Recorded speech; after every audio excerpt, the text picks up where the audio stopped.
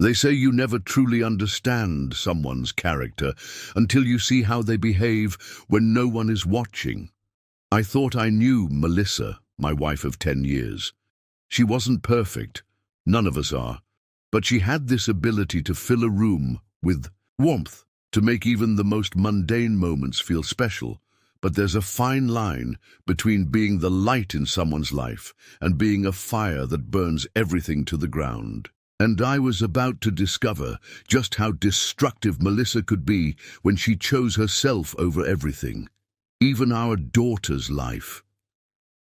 Before we jump back in, tell us where you're tuning in from, and if this story touches you, make sure you're subscribed, because tomorrow I've saved something extra special for you. Life before it all fell apart wasn't perfect, but it was ours. Our modest 3-bedroom house in Ridgefield wasn't going to win any architectural awards, but with its creaking hardwood floors and the way sunlight filtered through the kitchen windows each morning, it was home. Melissa and I had built a life there, complete with weekend barbecues, holiday traditions, and a garden she tended with surprising dedication for someone whose career always seemed to come first. Lily, our 8-year-old daughter, was the unexpected blessing that changed everything. She arrived after years of thinking we couldn't have children, her existence a small miracle that shifted our priorities overnight. At least, it shifted mine.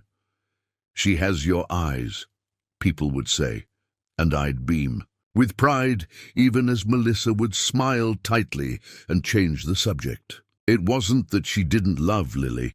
She did, in her way, but motherhood hadn't come as naturally to her as her role as marketing director at Horizon Pharmaceuticals.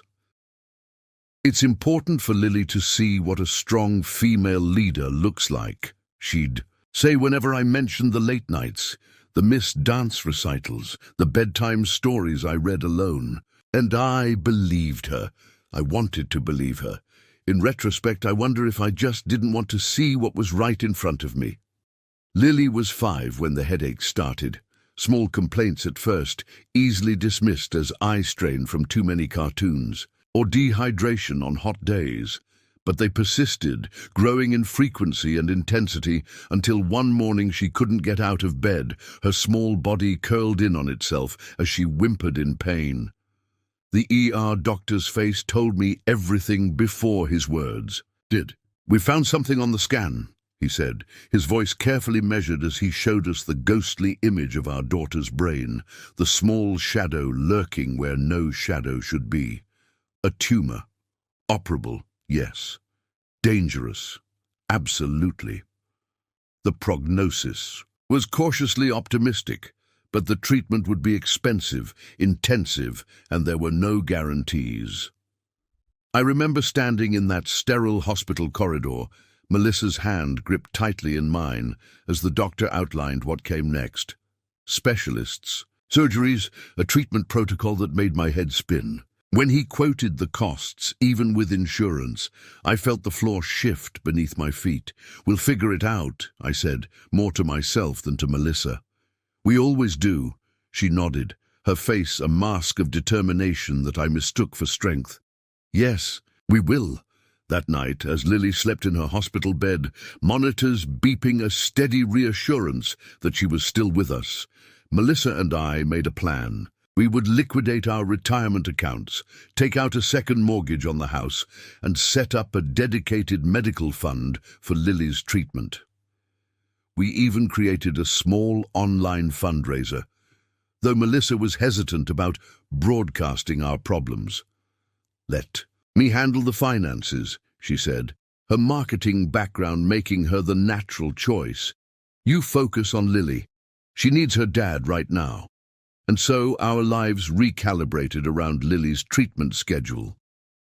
I cut back my hours at the architectural firm where I'd worked for 12 years, arranging to do as much drafting as possible from home or hospital waiting rooms. Melissa, meanwhile, seemed to be working more than ever.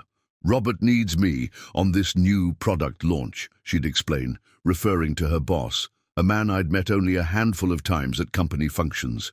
It's crucial I'm there to oversee everything. I didn't question it, not when she missed Lily's first chemo session, not when she started spending weekends at marketing retreats, not even when her perfume changed, or when she began receiving texts that made her smile in a way I hadn't seen in months. I was too focused on Lily, on the way chemotherapy stole the rosiness from her cheeks, but never the sparkle from her eyes, on how brave she was during blood draws, on how she still insisted on doing her math homework, even when she was too weak to hold a pencil. "You have to keep learning, Daddy," she told me seriously as I helped her through fractions one evening, "or your brain gets mushy." It became our private joke, a small spot of normalcy in the chaos our lives had become. "No mushy brains in this family," I'd say, and she'd giggle, a sound so precious I'd have given anything to preserve it. The medical fund grew steadily. Friends, family, and even strangers contributed to our online campaign, their generosity often leaving me overwhelmed. Melissa managed all of it, providing me with regular updates that showed we were on track for Lily's next phase of treatment, an experimental procedure her oncologist believed could make all the difference. "We're almost there," Melissa assured me one evening as we sat at the kitchen table reviewing expenses. "Another month, maybe 2, and we'll have enough." I remember the relief that washed over me, how I reached across the table to squeeze her, hand in gratitude. "We're going to get through this," I said, "all of us together." She smiled, but it didn't reach her eyes. I should have recognized it for what it was, not determination, but calculation. A cost-benefit analysis where I couldn't see the full equation. The day everything changed started like any other. I woke early, checked on Lily, who was sleeping peacefully for once, and made coffee in the quiet morning light. Melissa's side of the bed had been empty, but that wasn't unusual. She often left before dawn for early meetings, a post-it note on the bathroom mirror her standard goodbye. But that morning there was no note. Instead, there was an email. Subject line, "I'm sorry." My hands shook as I opened it. Coffee forgotten. As I read words that didn't make sense, couldn't make sense. "I can't do this anymore," she wrote. "The pressure, the constant worry, the feeling that our lives will never be normal again. It's too much. I need a fresh start. Robert and I have been seeing each other for months. He makes me feel alive again, like more than just a caretaker or an ATM for medical bills. I'm leaving with him today. I've signed the necessary paperwork to give you full custody of Lily. It's better this way. She needs someone who can be fully present for her, and I'm not that person. I never was." I read it 3 times before the meaning penetrated the fog of disbelief. Melissa was gone. She'd left me, left Lily, left us both when we needed her most. The rage came later.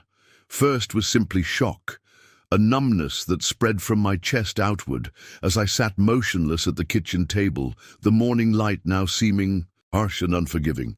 How could she?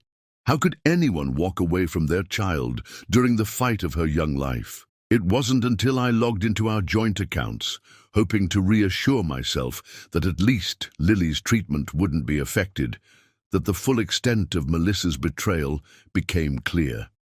The medical fund, painstakingly built over months of fundraising and sacrifice, had been emptied, every last cent gone. In its place was a single transaction, a transfer to an account I didn't recognize, dated the previous day. The amount, $175,000. Nearly everything we'd saved for Lily's treatment vanished with a few keystrokes. The room spun around me. I gripped the edge of the table, bile rising in my throat as the implications sank in.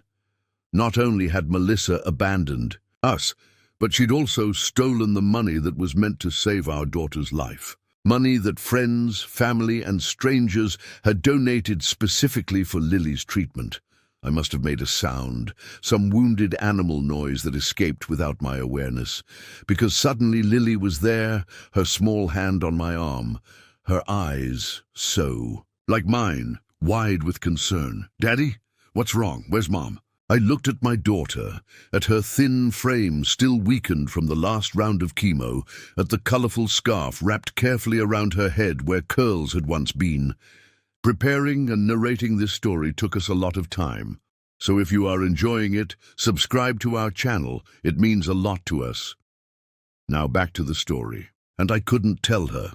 I couldn't form the words to explain that her mother had chosen a new life with her boss over her, that she had taken the money meant for the treatment that could save her life. Mom had to go away for a while, I managed, pulling her into a hug so she wouldn't see my face. For work. It was the first of many lies I would tell in the coming days, each one designed to shield Lily from a truth too cruel for any child to bear, especially one already fighting a battle no child should have to face. But as I held her, feeling the fragile bird-like quality of her shoulders under my hands, I made a silent vow. I would find a way to get that money back. I would find a way to save my daughter, with or without Melissa. Because while she might have been able to walk away, I never could.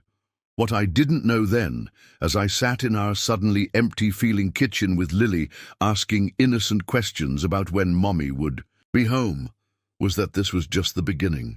I didn't know the depths to which Melissa had planned her escape, or the paper trail she'd left behind.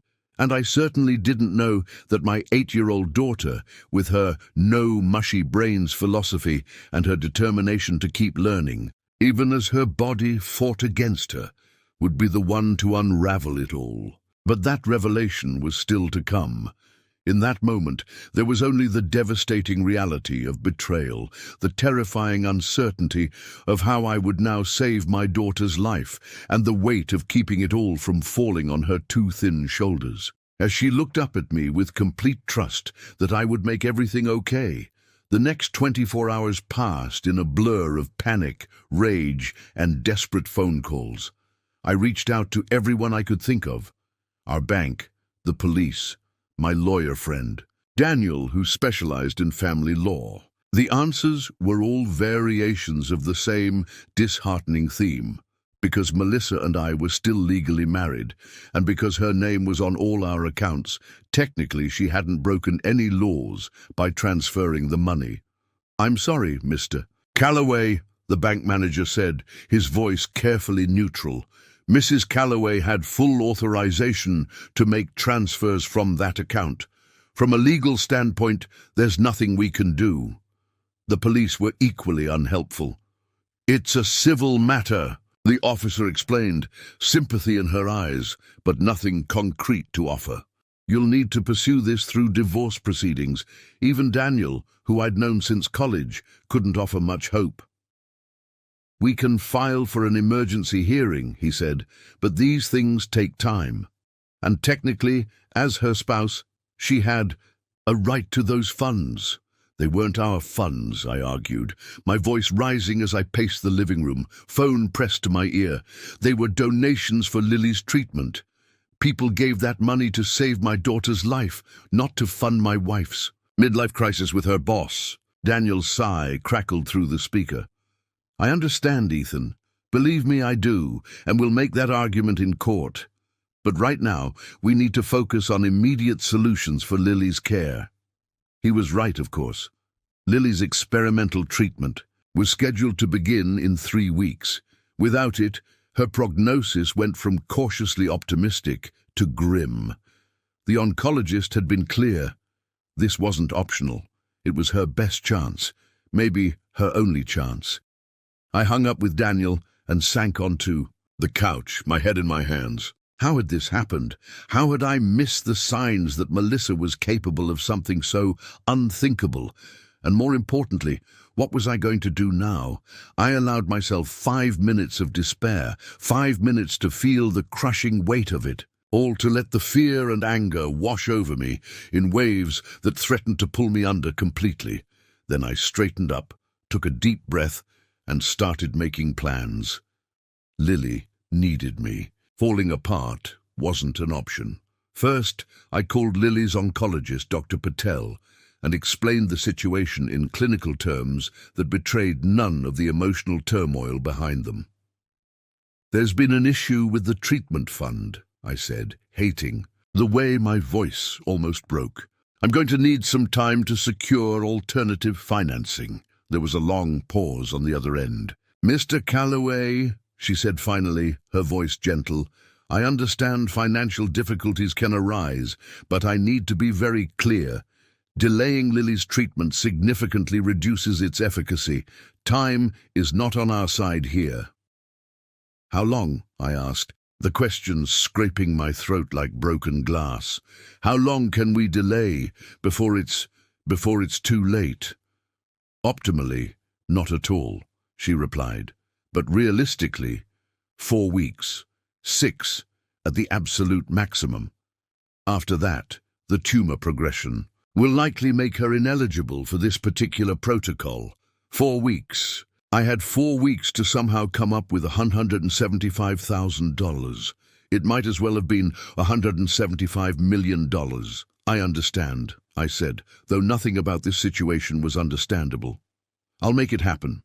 After hanging up, I sat at the kitchen table with a legal pad making list after list, assets we could liquidate, few, additional loans we could take out, unlikely given the second mortgage we'd already secured.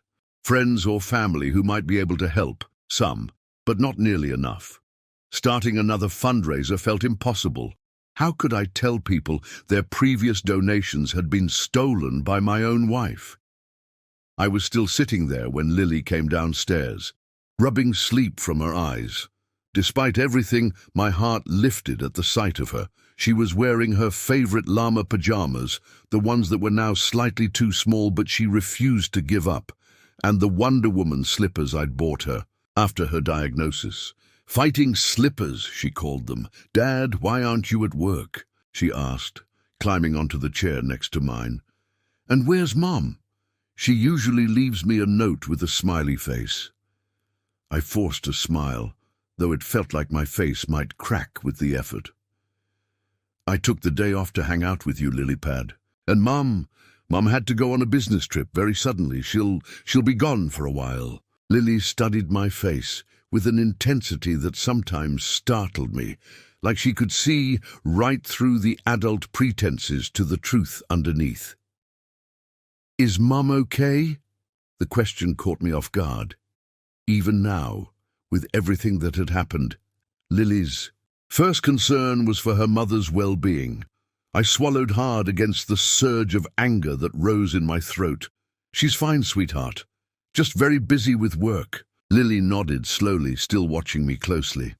"Are you okay, Dad? You look tired." I reached out and tucked a strand of hair that had slipped out from her scarf behind her ear. "I'm just thinking about a lot of things. Grown-up stuff." "Is it about my special medicine?" she asked, her voice small but steady. "The expensive one Dr. Patel talked about." Sometimes I forgot how much Lily absorbed, how carefully she listened even when I thought she wasn't paying attention. She knew more about her condition than any 8-year-old should ever have to know. "Yes," I admitted, because I'd promised myself I would never lie to her about her treatment, even if I was shielding her from other truths. "I'm figuring out some details about that." She nodded again, her small face solemn. "Is it because we don't have enough dollars?" "It's complicated." I hedged, not wanting to burden her with the reality of our situation. "But don't worry, I'm going to make sure you get your medicine." "I know you will," she said with such complete confidence that it nearly broke me. "You always fix everything." The faith in her voice was both a balm and a blade. If only she knew how utterly helpless I felt, how the gravity of what Melissa had done was threatening to crush me beneath its weight. But her belief in me, unwavering and absolute, gave me strength I didn't know I had. "How about some breakfast?" I suggested, pushing the legal pad aside. "Chocolate chip pancakes?" Her face lit up, the shadows of our conversation momentarily chased away. "With whipped cream?" "Is there any other way?" I replied, my first genuine smile of the day breaking through as I stood and moved to the refrigerator. As I mixed pancake batter and heated the griddle, listening to Lily chatter about a book, She was reading. I made another silent vow. I would find a way to get the money back, not just for Lily's treatment, but to ensure that Melissa faced consequences for what she'd done. She couldn't simply walk away from this, from us, and start a new life built on stolen hope and broken promises. After breakfast, while Lily was engrossed in her favorite cartoon, I made more calls. To my boss, explaining that I needed to take a leave of absence. To our health insurance company, begging for exceptions and alternative coverage options. To a loan officer at a bank where we didn't already owe money, laying out our desperate situation in humiliating detail. By afternoon, I had a patchwork plan that might get us halfway to what we needed. It would mean selling our car, maxing out every credit card, and accepting help from my parents, who were already on fixed retirement incomes. It wasn't enough, but it was a start. I was about to call Daniel back when my phone rang. Unknown number. I almost ignored it, but some instinct made me answer. "Is this Ethan Calloway?" a woman's voice asked. "Yes, who's calling?" "My name is Regina Watts. I'm calling from the fraud department at First National Bank." My heart skipped a beat. "We've flagged some unusual activity on an account that appears to be linked to your wife, Melissa Calloway." I gripped the phone tighter. "What kind of unusual activity?"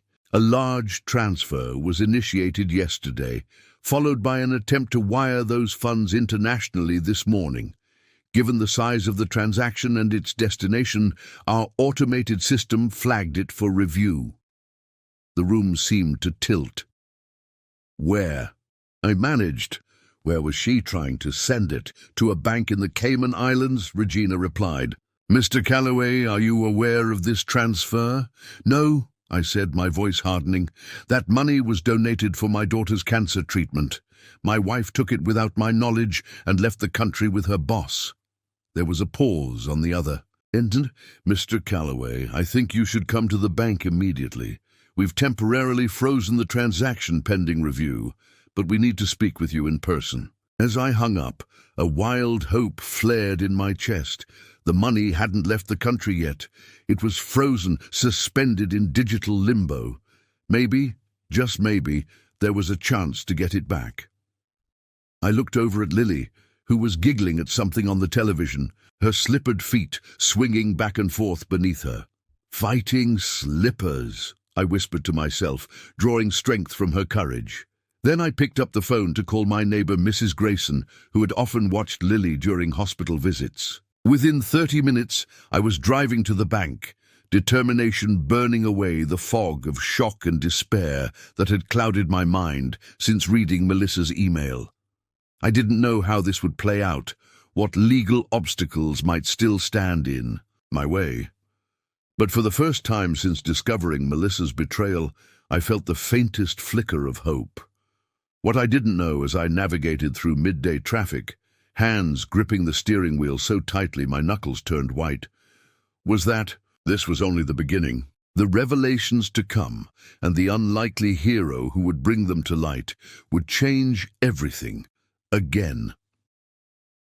The bank's regional office was housed in a sleek glass building downtown, the kind of place that normally would have made me feel underdressed and out of place.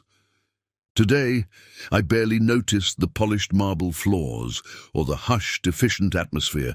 I had one focus: getting Lily's money back.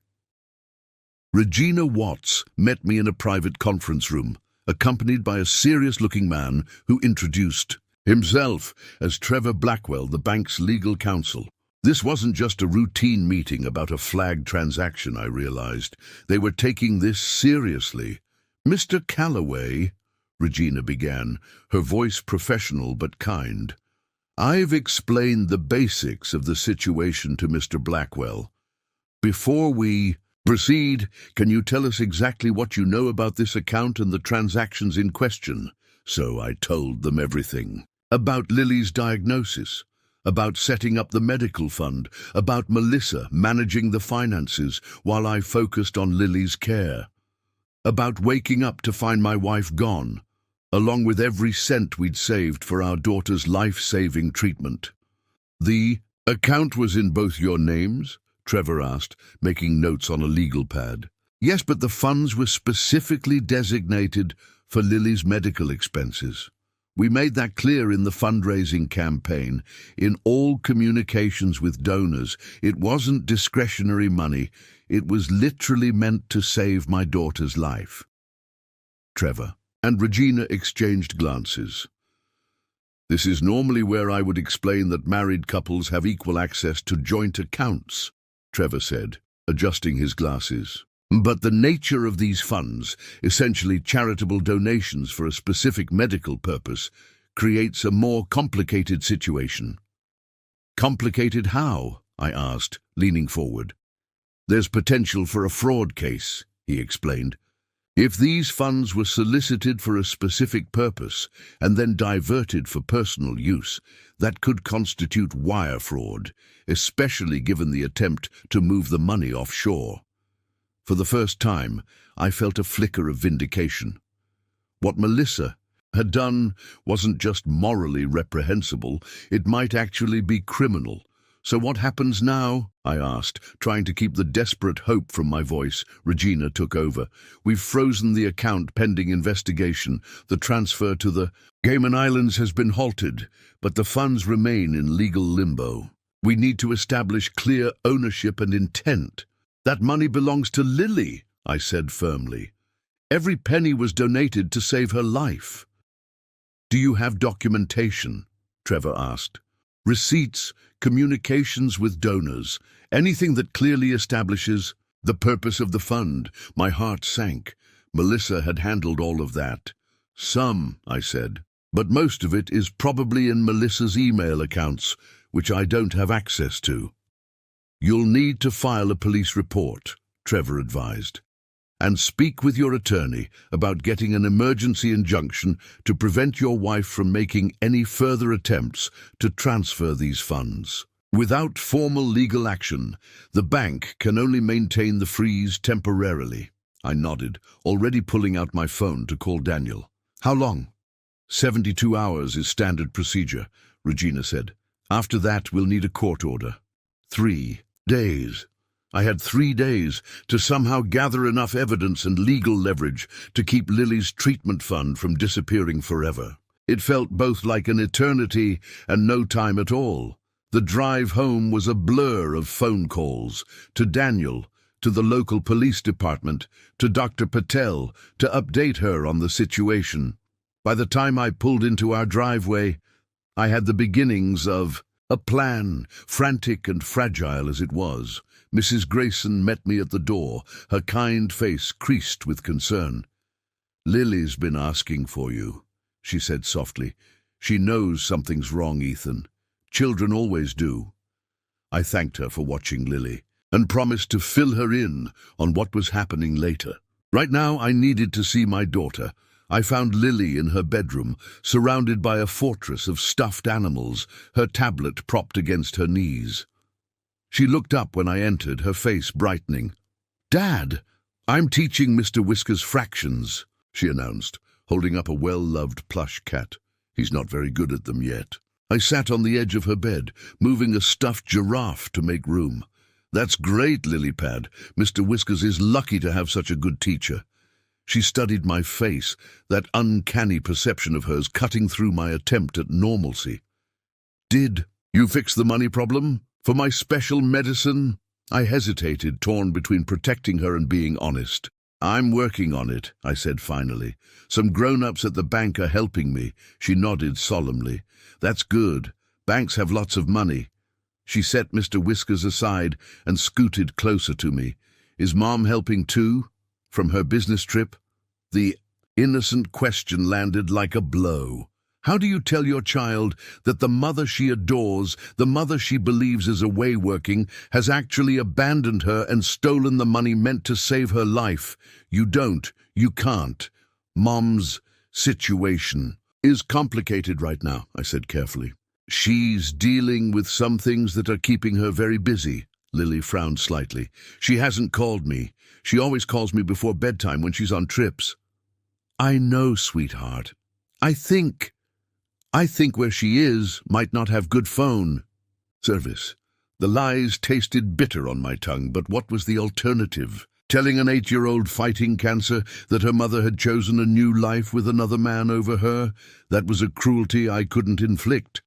Maybe we could email her, Lily suggested, brightening.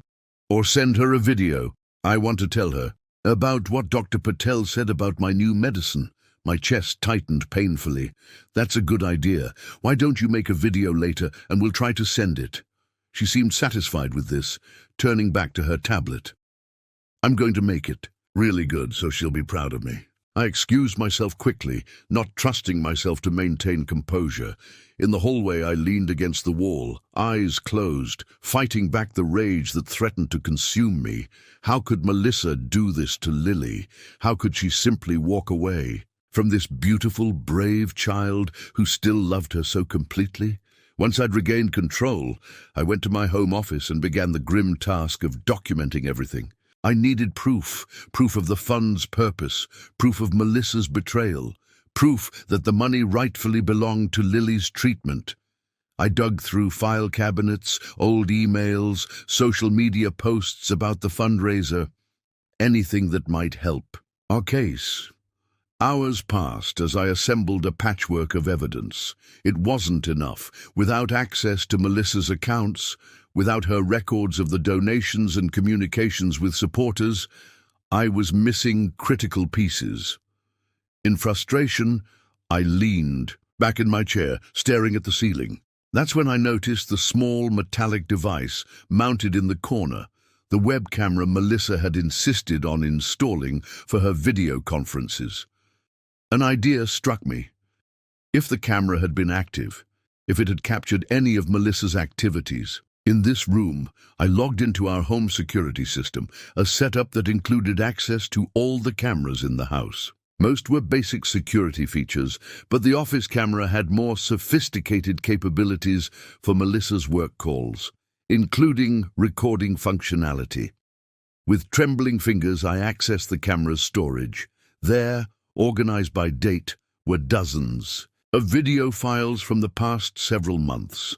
Had Melissa known about these recordings? Had she forgotten them in her rush to leave? I clicked on a file from 3 weeks ago, and Melissa's face filled my screen. She was sitting at this very desk, speaking quietly into her phone. "Everything's arranged," she was saying, her voice low but clear. "The account in Grand Cayman is set up. Once the final donation push is done, we'll have enough for both the transfer and our plans." I froze the video, my blood turning to ice. Our plans, not Lily's treatment, our plans.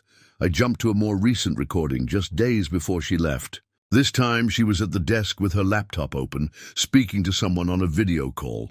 I couldn't see the other person, but I could hear a man's voice. Robert, her boss. "Don't worry about the fallout," he was saying. "By the time anyone figures it out, we'll be settled in Belize. The property is ready. And with your share of the money, we'll have more than enough to live comfortably for years." "What about Lily?" Melissa asked, and for a moment I felt a surge of hope that there was some remnant of maternal concern. "What about her?" Robert replied. "You said yourself the treatment is a long shot. Why sacrifice everything for something that probably won't work anyway?" Melissa was silent for a moment, and I held my breath, waiting for her to defend our daughter, to insist that even a chance at saving Lily's life was worth everything. Instead, she sighed. "You're right. I've given enough. It's time to think about us now." I slammed the laptop shut, unable to watch anymore. The betrayal was worse than I'd imagined. Not just abandonment, not just theft, but a cold, calculated decision to prioritize a new life with her lover over her own child's survival.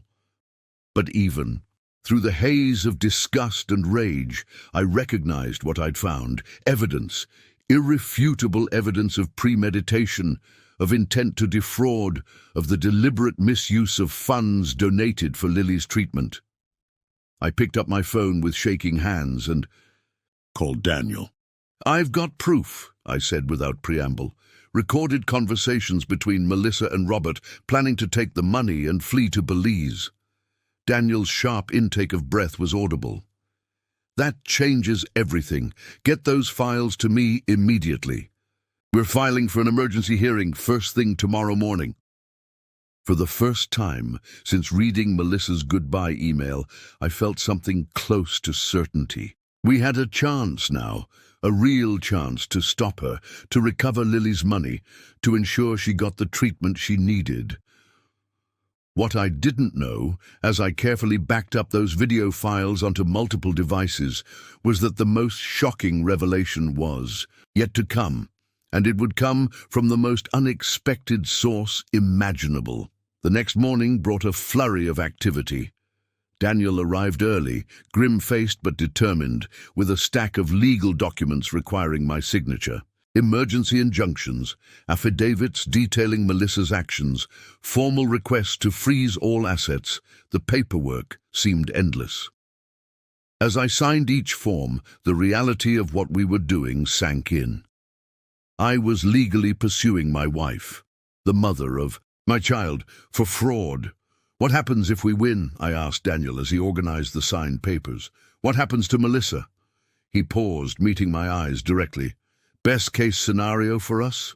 The court orders the funds returned, blocks any future, attempts to access them, and grants you full control. As for Melissa, he hesitated. She could face criminal charges. Wire fraud, misappropriation of charitable funds.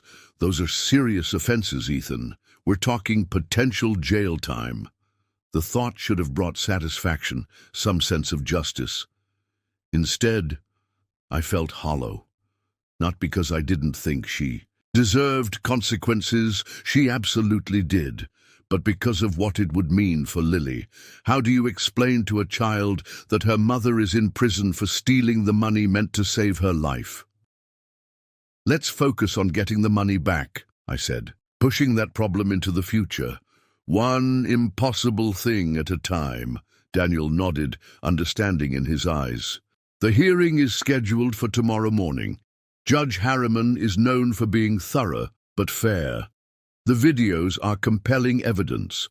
They clearly show intent to misappropriate funds that were designated for a specific charitable purpose. After Daniel left to file the paperwork, I called Dr. Patel to update her on the situation. Hope was dangerous in her profession, I knew, but she needed to understand that we were fighting to keep Lily's treatment on schedule. That's encouraging news, Mr. Calloway, she said cautiously, but I want to be clear. Even if you recover the funds tomorrow, we need to begin pre-treatment protocols immediately. Time really is of the essence. I understand, I assured her. We can start whatever doesn't require full payment up front. I've secured enough for the initial steps. After hanging up, I sat at the kitchen table, staring at the mounting pile of medical forms, legal documents, and financial statements. This was the true scope of what we were facing. Not just the emotional devastation of Melissa's betrayal, but a logistical nightmare of paperwork, appointments, and time-sensitive decisions that all had to be navigated while keeping Lily's spirits up. Speaking of Lily, I realized with a start that in the chaos of the morning, I hadn't checked on her yet. Normally by this time, she'd be downstairs asking for breakfast, but the house had been quiet. I found her not in her bedroom, but in mine. She was sitting cross-legged on the bed, surrounded by photo albums, old ones from before her illness, when our family still looked whole in photographs. "Hey, Lily Pad," I said softly, sitting beside her. "What are you looking at?" She didn't look up, her small finger tracing the outline of Melissa's face in a beach photo from 3 summers ago. "Mom looks happy here," she said thoughtfully. "Why isn't she happy anymore? Is it because I got sick?" The question struck me like a physical blow. "No, sweetheart," I said firmly, turning her to face me. "Your mom's choices have nothing to do with you being sick, nothing at all." "Then why isn't she here?" Lily asked, her voice small but steady. "The other moms at the hospital are always there, even when they have important jobs. How do you explain adult selfishness to a child who..." has never been anything but brave and selfless. How do you make sense of the inexcusable? Sometimes, I began carefully, grown-ups make choices that don't make sense to other people, choices that hurt people they care about. It doesn't mean they don't love those people. It just means they're broken in ways we can't fix. Lily considered this, her forehead creased in concentration, like my brain has the tumor that doesn't belong there. Maybe Mom's brain has something that doesn't belong. Despite everything, I almost smiled at her attempt to make sense of adult betrayal through the lens of her own experience. Something like that, I agreed. But the difference is, your tumor isn't your fault. It's just something that happened to you. Mum's choices are different. She nodded slowly, processing this. Then she looked up at me with those clear, trusting eyes. Dad, is Mum coming back? The question I'd been dreading. The one I couldn't answer with comforting lies. I don't know, Lily, I said honestly. Right now it doesn't look like she's planning to. I expected tears, perhaps a tantrum, normal reactions for a child facing such profound abandonment. Instead, Lily carefully closed the photo album and set it aside. That's okay, she said, with a composure that broke my heart. We'll be fine. Without her. You and me. I pulled her into a hug, feeling her thin arms wrap around my neck, her trust in me an almost unbearable weight. Yes, we will, I promised, willing it to be true. We spent the rest of the morning in quiet activities, Lily reading while I made calls and organized paperwork in the same room, both of us seeming to need the reassurance of the other's presence. Around noon, my phone rang. Unknown number. Ethan Calloway, I answered, stepping into the hallway. Mr. Calloway, this is Detective Sharma with the Financial Crimes Unit. We've received your report regarding the misappropriation of charitable funds by Melissa Calloway. My heart raced. Yes, that's right. My lawyer should have submitted the supporting evidence this morning. He did, the detective confirmed. I've reviewed the video files. This is a strong case, Mr. Calloway, but there's a complication. Of course, there was. Nothing about this nightmare had been straightforward. What kind of complication? We've been unable to locate your wife or Robert Westfield. Their last known location was Newark International Airport 2 days ago, but we have no confirmation they boarded a flight. Their phones are either turned off or they've discarded them. The implications were clear. They were running, and they had a head start. What does this mean for the emergency hearing tomorrow? The hearing will proceed, Detective Sharma assured me. The judge can still rule on the funds, but without your wife present, serving her with any resulting orders becomes more complicated. And if she's already left the country... He didn't need to finish the thought.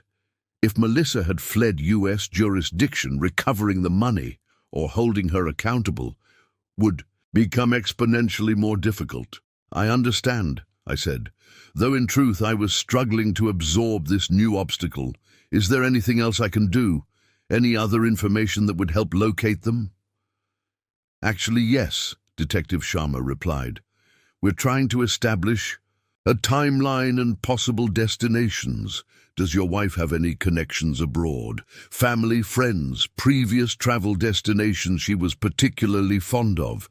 I racked my brain. Her sister lives in London, but they aren't close. We went to Costa Rica for our honeymoon years ago. She mentioned Belize in one of the recordings. They apparently purchased property there. Belize, Detective Sharma repeated. That's helpful. We'll coordinate with authorities there. He paused. Mr. Calloway, I should warn you, even if we locate them, extradition can be a complex process. I don't want to give you false hope.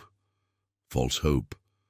The same phrase Dr. Patel had carefully avoided when discussing Lily's experimental treatment. Everyone trying to prepare me for failure, for the worst possible outcome. After hanging up, I stood in the hallway, trying to process this new complication. Melissa and Robert were in the wind, possibly already beyond the reach of U.S. law enforcement. The bank's temporary freeze on the funds would expire tomorrow, regardless of whether they were found. Everything hinged on the judge's decision at the emergency hearing, a hearing where the primary defendant wouldn't even be present. I returned to the living room to find Lily curled up on the couch, asleep with a book open on her chest. The sight of her, peaceful, vulnerable, utterly dependent on me to fix this impossible situation, steeled my resolve. I couldn't control whether the police found Melissa.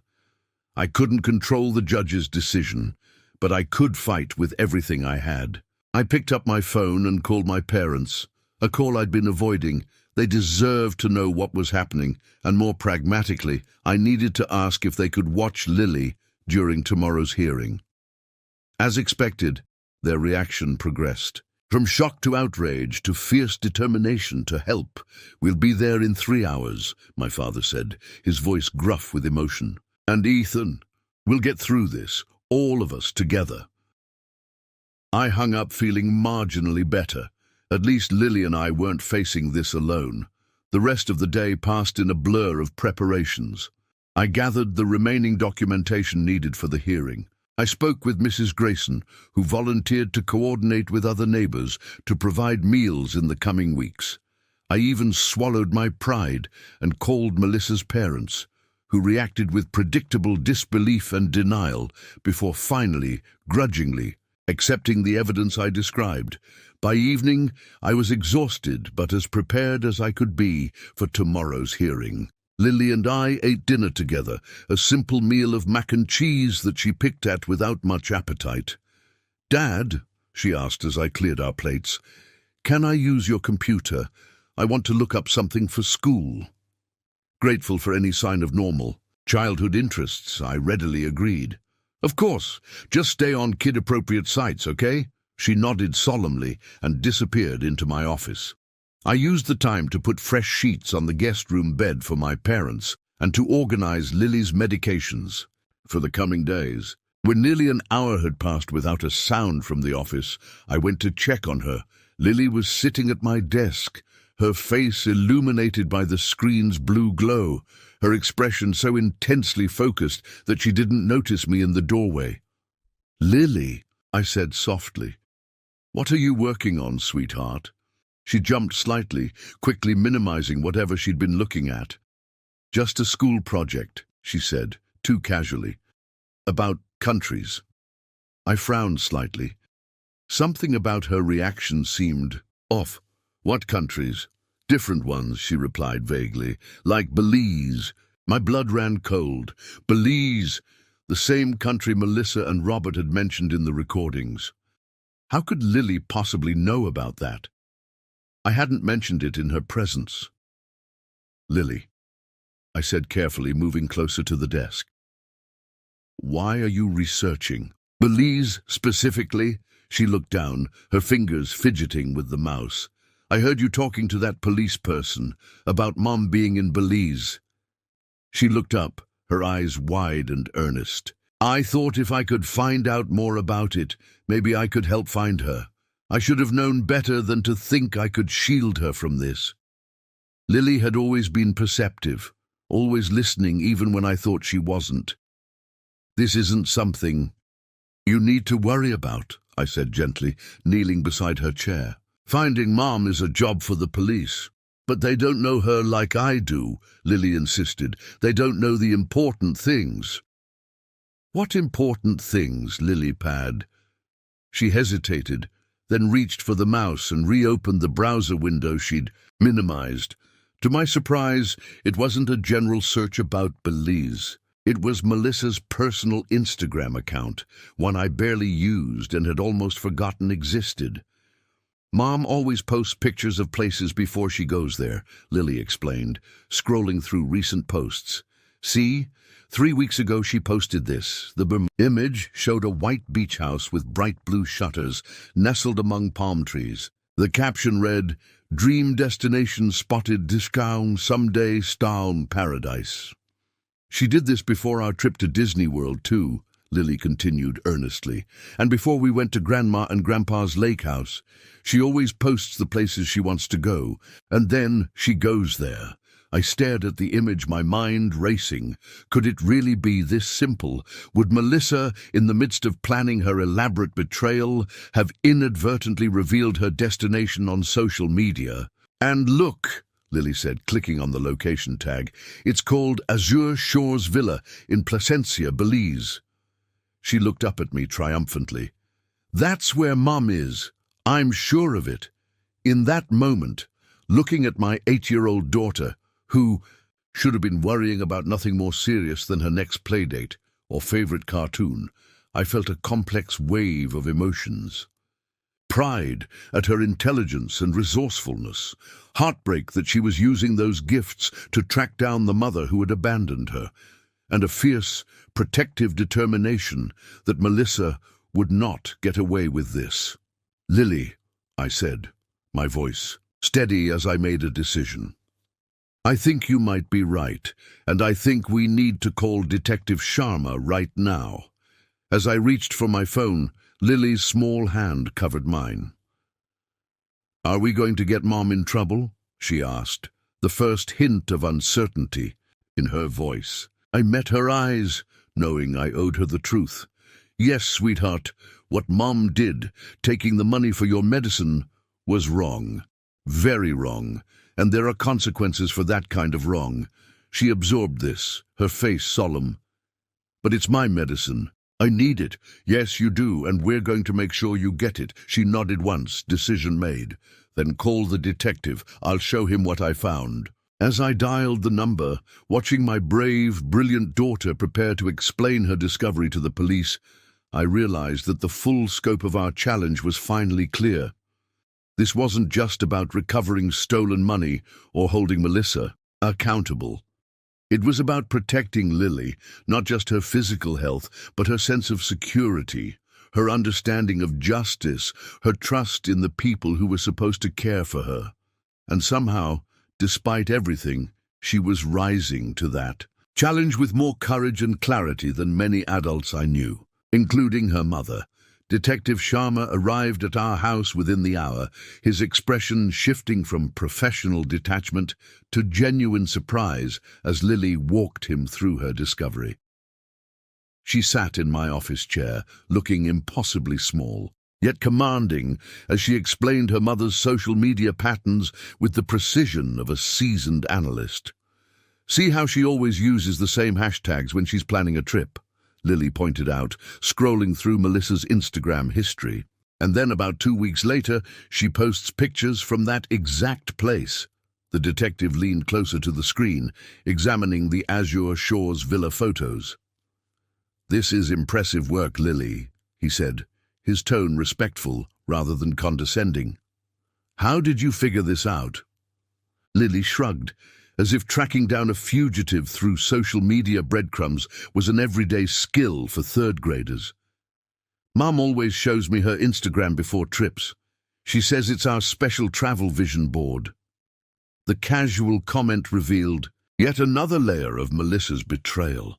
She had twisted something she shared with her daughter into a tool for her escape. "I've sent these details to our team," Detective Sharma said, putting away his phone after taking photos of the Instagram posts. "We'll coordinate with Belizean authorities immediately." This could be the break we needed. After the detective left, promising updates as soon as possible, I found myself facing Lily with a mixture of pride and uncertainty. How do you thank your child for helping track down her own mother? What do you say to an 8-year-old who just provided key evidence in a fraud case against her parent? "You did a really good thing, Lily Pad," I said finally, sitting beside her on the couch. "The police might be able to find Mom because of your help." She nodded, her face serious. "Will they make her give back my medicine money?" "They'll try," I answered honestly, "and what you found will make that a lot more likely." She seemed to consider this, her small fingers twisting in her lap. "Dad, when they find Mom, will I get to talk to her?" The question caught me off guard. Of course, Lily would still want contact with her mother. Melissa's betrayal hadn't erased the bond between them, at least not for Lily. "I'm not sure," I said carefully. "It might be complicated for a while, but if you want to talk to her, we'll find a way to make that happen." She nodded again, seemingly satisfied with this answer. Then, with the abrupt topic change, only children. Can manage? She asked. Can we have ice cream? Detective work makes me hungry. I laughed, grateful for the moment of normalcy. Absolutely. Detective work definitely qualifies for ice cream. By the time my parents arrived that evening, Lily had settled into her usual bedtime routine, the excitement of the detective's visit fading into the background. I waited until she was asleep before filling my parents in on everything. The emergency, hearing tomorrow, Lily's discovery, the possibility that the police might actually find Melissa and Robert in Belize. That girl, my father said, shaking his head in wonder, sharp as a tack, just like her grandfather. His attempt at levity couldn't quite mask the rage I knew he felt toward Melissa. My mother, always more direct, didn't bother hiding her feelings. How could she do this? She demanded, her voice tight with anger. To her own child. To Lily of all children, the sweetest, bravest little girl I've ever known. I had no answer. In the days since Melissa's departure, I'd cycled through every possible explanation, every rationalization. None of it made sense. None of it ever would. The hearing's at 9 tomorrow, I said, steering the conversation toward practicalities. Lily has a checkup with Dr. Patel at 11. I'm hoping to be back in time, but don't worry about Lily, my mother interrupted, patting my hand. We've got her. You focus on getting her money back. I nodded gratefully, the weight on my shoulders feeling slightly lighter, knowing Lily would be in good hands. Sleep eluded me that night. I tossed and turned, my mind racing with possible scenarios for the hearing. Would the judge be sympathetic? Would Melissa's absence help or hurt our case? What if Detective Sharma couldn't locate them in time? The questions circled endlessly, keeping rest at bay. Around 3 a.m., I heard my bedroom door creak open. Lily stood in the doorway, her stuffed cat clutched against her chest, her face pale in the dim light. Headache? I asked softly, immediately concerned. Her tumor often caused night pain, worse when she was stressed. She nodded, padding across the room to climb into bed beside me. I reached for her medication on the nightstand, helping her take it with the water I always kept ready. Try to sleep, sweetheart, I murmured, stroking her hair as she curled against my side. The medicine will help soon. Dad, she whispered, after a few minutes. I remembered something else about Mom, something that might help. I was instantly alert. What is it, Lilypad? She has a secret email for her special work things. Lily's voice was growing drowsy as the pain medication began to take effect. It's not her normal one. She made it so Robert could send her messages without the company knowing. My heart raced. A secret email account could contain vital information. Travel, plans, bank details, communications about the stolen funds. Do you know the address or the password? I asked gently, trying not to press too hard. Lily nodded sleepily. It's beachlife22zmailsecure.com. And the password is my birthday but backwards, and then paradise with a 0 instead of an O. She yawned. She thought I didn't see, but I did. I was bringing her tea, and she didn't hear me come in. I carefully reached for my phone on the nightstand, typing this information into a note before I could forget it. That's really helpful, Lily. Really, really helpful. She mumbled, already drifting off. Are you going to tell the detective? Yes, I said, continuing to stroke her hair. First thing in the morning. Good, she sighed, her eyes fluttering closed. I want my medicine.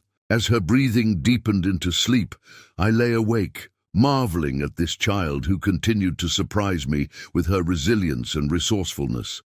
At 8 years old, fighting cancer, abandoned by her mother, she was still thinking clearly enough to remember details that might help our case, still brave enough to share information that might get her mother in trouble because she understood what was right. In the quiet darkness, with Lily's warm weight against my side, I made a silent promise. No matter what happened in court tomorrow, no matter whether we recovered the money or not, I would find a way to get Lily her treatment. I would sell everything, work 3 jobs, beg if necessary, because this child, this remarkable, unexpected ally in our fight for justice, deserved nothing less than every chance at life. What I didn't know then was that Lily's revelation about the secret email account would prove to be even more crucial than either of us could have imagined, and that the morning would bring yet another unexpected turn in our pursuit of Melissa and the stolen funds. Morning arrived with unexpected news. Detective Sharma called just as I was finishing my coffee. Lily still asleep upstairs with my mother, sitting nearby in case she woke with another headache. "Mr. Calloway," he said, his voice tight with controlled excitement, "Belizean authorities have confirmed that Robert Westfield checked into Azure Shores Villa yesterday afternoon. They have eyes on the property now." My hand tightened around the phone. "And Melissa, is she with him?" "That's the complication," he replied. "There's no sign of your wife. Westfield appears to be alone." I frowned, confusion replacing the brief surge of hope. "That doesn't make sense. They planned this together. The recordings are clear about that." "I agree it's strange," Detective Sharma said. "We're exploring several possibilities. They may have had a falling out, or she could be traveling separately as a precaution. The information about the secret email account your daughter provided could be crucial. We're working on getting access now." After hanging up, I relayed the update to my father, who had been pretending not to eavesdrop while reading the morning paper. "So he's there, but she's not," he summarized, frowning. "Sounds like your wife might have gotten cold feet. Or maybe Loverboy decided he didn't want to share the money after all." The thought had crossed my mind. What if Robert had double-crossed Melissa the same way she had betrayed us? There would be a certain poetic justice to that, but it wouldn't help us recover the funds for Lily's treatment. With the hearing just 2 hours away, I made one last attempt to access the secret email account Lily had revealed. I entered the address and the password exactly as she had described. Her birthday backwards, followed by paradise with a 0. To my shock, it worked. The inbox appeared on my screen. Dozens of messages between Melissa and Robert dating back nearly 6 months. I didn't have time to read them all, but I quickly forwarded the most recent exchanges to both Detective Sharma and Daniel before downloading. Everything for evidence at the hearing. Then, with a quick goodbye to my parents and a gentle kiss on Lily's forehead as she slept, I left for the courthouse. The emergency hearing was held in a small, wood-paneled room that smelled faintly of furniture polish and anxiety. Judge Harriman, a stern-faced woman with steel-gray hair and piercing eyes, listened without expression as Daniel presented our case. The evidence of fraud, the recordings of Melissa and Robert planning their escape, the confirmation that Robert was now in Belize, likely with the stolen funds. "And where is Mrs. Calloway?" the judge asked, looking up from the file before her. "That's unclear, Your Honor," Daniel replied. "She appears to have fled, but her exact whereabouts are unknown. However, we have new evidence from her private communications that may be relevant." He submitted the emails I had forwarded, drawing the judge's attention to exchanges from just 3 days ago. "As you can see," Daniel continued, "Mrs. Calloway and Mr. Westfield discussed the transfer of the medical fund money to an offshore account, explicitly acknowledging that these funds were donated for her daughter's cancer treatment." Judge Harriman's expression darkened as she read. "And the child's current medical status?" she asked, her eyes lifting to mine.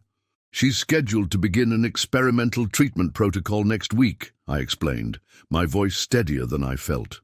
"Without these funds, the treatment can't proceed.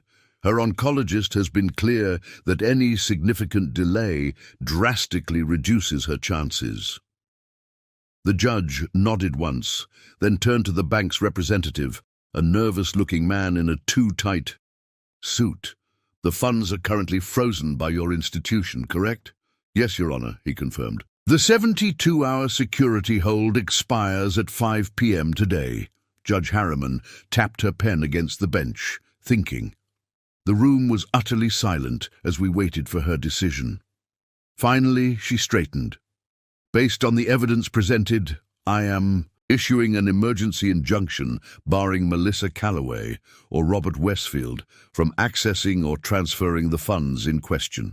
Furthermore, I am ordering the immediate return of all monies to a new account to be established solely in Ethan Calloway's name, specifically designated for Lily Calloway's medical treatment. Relief crashed over me in a wave so powerful I nearly staggered. We'd done it. The money was safe. Lily would get her treatment, but the judge wasn't finished. Additionally, I am referring this matter to the District Attorney's Office for Criminal Investigation. The evidence strongly suggests wire fraud and misappropriation of charitable funds, both serious offenses. She looked directly at me, her severe expression softening almost imperceptibly. Mr. Calloway, I wish your daughter the very best with her treatment. The new account should be established by close of business today, with funds transferred immediately thereafter. Thank you, Your Honor, I managed, gratitude threatening to choke me. Outside the courtroom, Daniel clapped me on the shoulder, his normally composed face breaking into a wide smile. That was as good an outcome as we could have hoped for. Judge, Harriman is known for being thorough, but I've never seen her move this quickly on an injunction. I nodded, still processing the magnitude of what had just happened. How soon can we access the funds for Lily's treatment? The bank representative assured me they'll expedite everything. The money should be available by tomorrow morning at the latest. He squeezed my shoulder. You should call Dr. Patel. Tell her to proceed with whatever preparations are necessary. I did just that, stepping away to make the call that would set Lily's treatment in motion. Dr. Patel's relief was palpable, even through the clinical language she used to outline next steps. We'll schedule the preliminary scans for tomorrow, she said. Barring any complications, we can begin the protocol on Monday as planned. As I headed to my car, intent on reaching the hospital in time for Lily's checkup, my phone rang again. Detective Sharma, Mr. Calloway, we've accessed the email account and found something significant. There was a scheduled email set to deliver to Robert Westfield this afternoon. He paused. It appears your wife never intended to join him in Belize. What?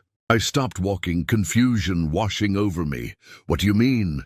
The email contains instructions for Robert to wire half of the funds to a separate account, one we've confirmed is solely in your wife's name. She mentions meeting him once the dust settles, but there's no indication of where she's planning to go in the meantime. I leaned against my car, trying to process this new twist. So she double-crossed him too. It appears that way, Detective Sharma confirmed. And there's something else. We've traced recent activity on her personal credit card. She used it yesterday morning at a gas station in Pittsburgh. Pittsburgh, just a 4-hour drive from our home. Not Belize, not some exotic escape, but Pittsburgh. The significance wasn't lost on me. Melissa's sister, the one she claimed they weren't close to, had moved to Pittsburgh last year.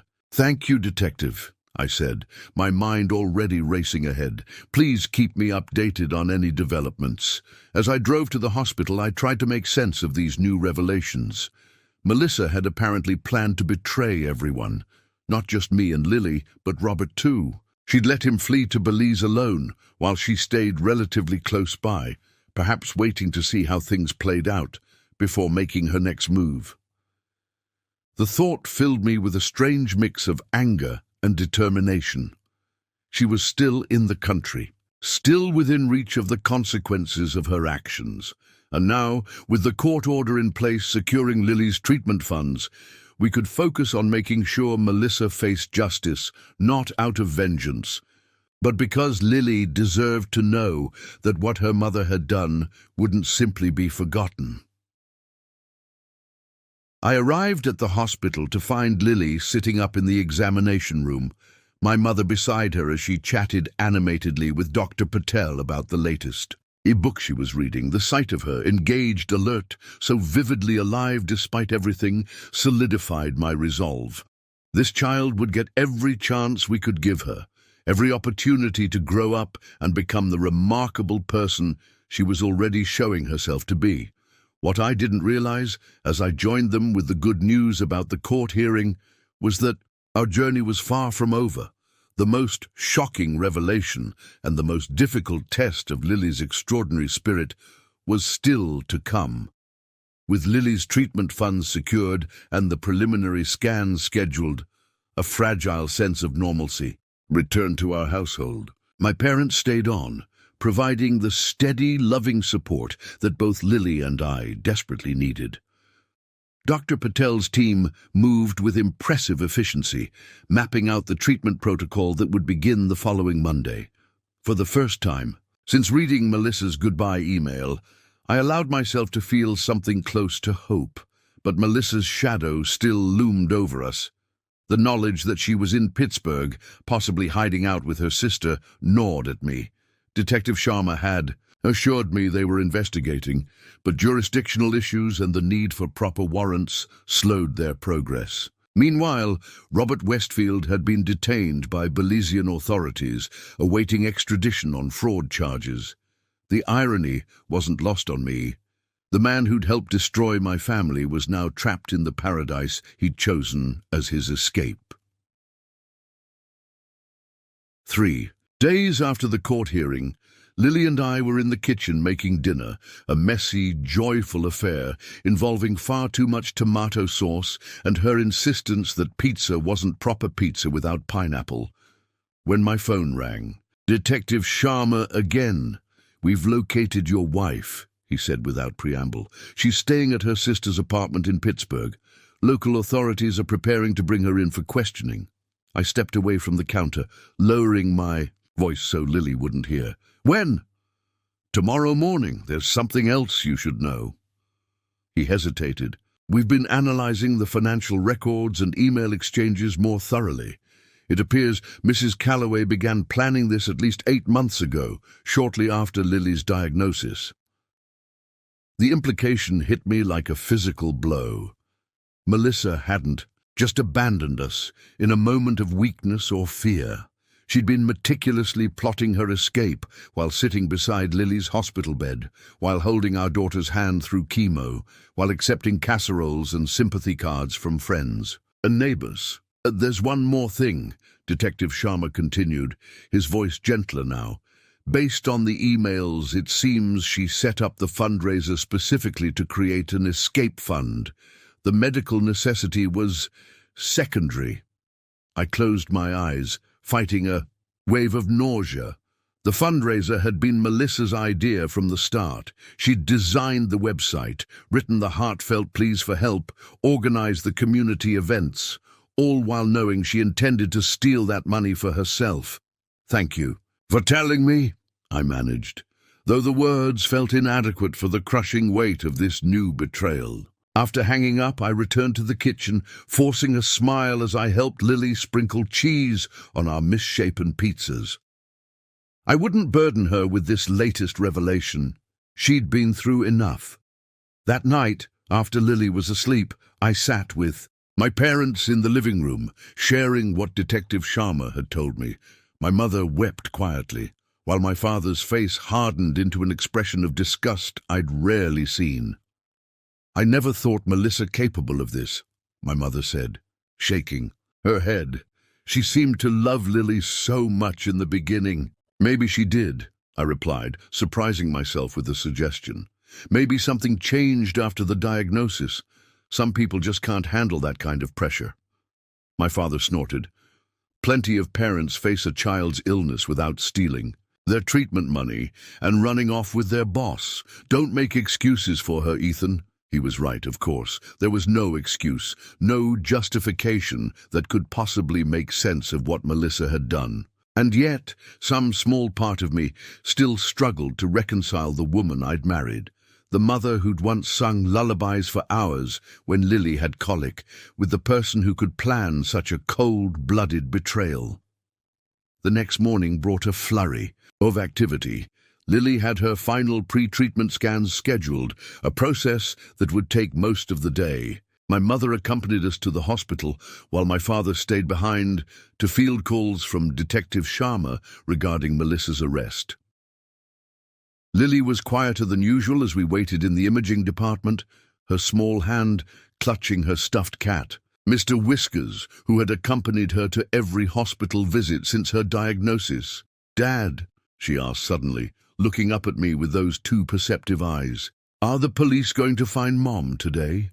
I froze, wondering how she knew. Had she overheard my conversation with Detective Sharma? Or was this just another example of her uncanny ability to sense what was happening around her? "Yes," I admitted, seeing no point in lying. "They think they know where she is." Lily nodded, processing this. "Will she go to jail?" The directness of the question caught me off guard. We'd talked around the subject of consequences, but never stated it so bluntly. "She might," I said carefully. "What she did was very serious." "Lily Pad." She was quiet for a long moment, stroking Mr. Whisker's worn fur. "I found something else," she finally said, her voice so low I had to lean closer to hear. "About Mom." My heart skipped a beat. "What do you mean, sweetheart?" Lily reached into the pocket of her hoodie and pulled out a folded piece of paper. "I was looking for my special hair tie in Mom's drawer, and I found this. It was inside her jewelry box, underneath her bracelets." With trembling fingers, I unfolded the paper. It was a printout of a genetic test result, dated 6 months ago. Melissa's name was at the top, followed by a series of medical terms and percentages that meant nothing to me until my eyes landed on one highlighted section: genetic markers consistent with Li-Fraumeni syndrome detected. Carriers have significantly increased risk of developing multiple cancers throughout lifetime, including brain tumors. Recommended genetic counseling for family members, especially children, who may have inherited the condition.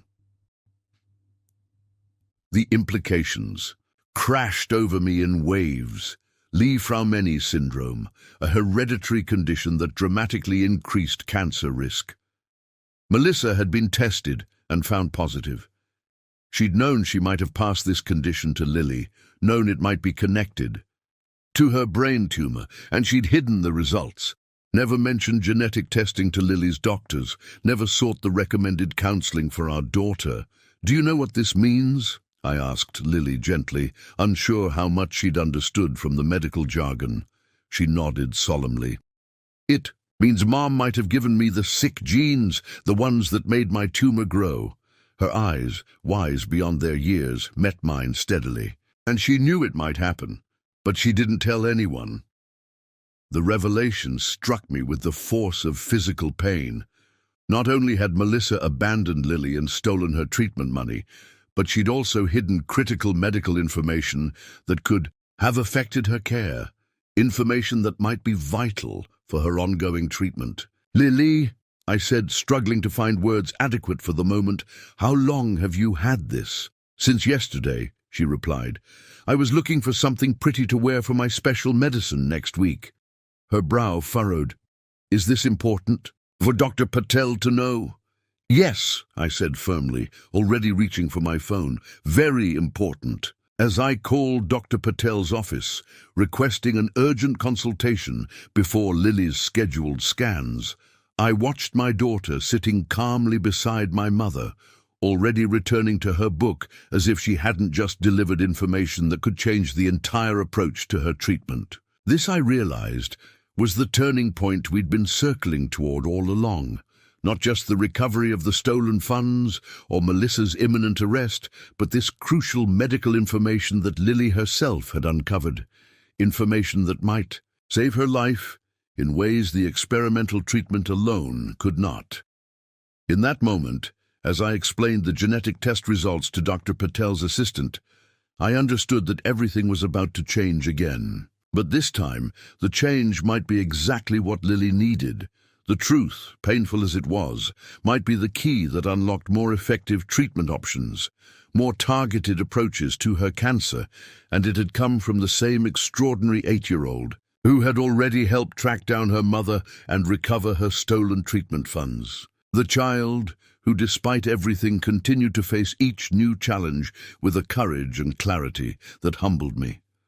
What I didn't yet understand was how this revelation would intersect with Melissa's arrest, or the final shocking truth that lay at the heart of her betrayal, a truth that would test the limits of both my capacity for anger and Lily's extraordinary capacity for compassion. Dr. Patel's response to the genetic test results was immediate and forceful. She cancelled Lily's scheduled scans and instead called an emergency meeting with the hospital's genetic counselor and oncology team.